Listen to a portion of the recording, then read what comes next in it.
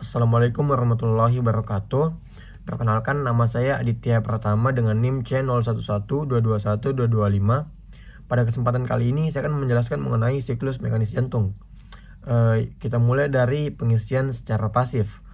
Darah akan berkumpul di atrium yang mengakibatkan meningkatnya tekanan pada atrium.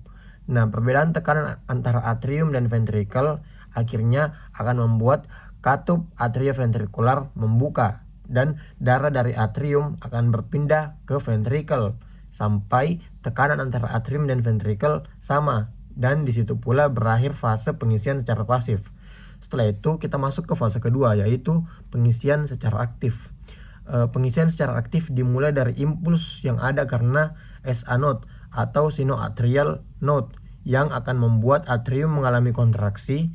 Dengan adanya kontraksi dari atrium, maka tekanan pada atrium akan meningkat dan tekanan atrium akan lebih besar dibandingkan tekanan dari ventrikel, yang akhirnya darah seluruhnya akan berpindah dari atrium ke ventrikel. Lalu kita masuk ke fase ketiga, yaitu kontraksi isovolumetrik dari ventrikel. Pada tahap ini tekanan pada ventrikel lebih besar dibandingkan atrium, akhirnya akan menciptakan arus balik yang akan menutup katup atrioventrikular. Di tahap ini pula terjadi depolarisasi ventrikel, tapi belum terjadi kontraksi dari ventrikel, sehingga katup semilunar belum terbuka. Lalu di fase selanjutnya, yaitu fase ejeksi. Pada fase ini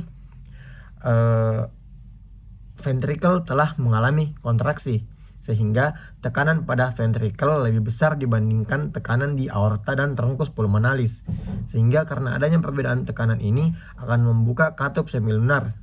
Akhirnya darah akan berpindah dari ventrikel menuju ke trunkus pulmonalis dan aorta. Hal ini akan terjadi hingga tekanan antara dua ruangan sama. Lalu masuk ke fase terakhir, yaitu relaksasi isovolumetrik dari ventrikel.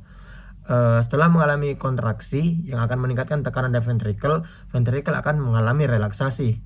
Hal ini membuat tekanan pada aorta dan trunkus pulmonalis lebih besar dibandingkan ventrikel, yang akan menciptakan arus balik, dan arus balik ini yang nantinya akan menutup katup semilunar, baik semilunar aorta ataupun semilunar pulmonalis.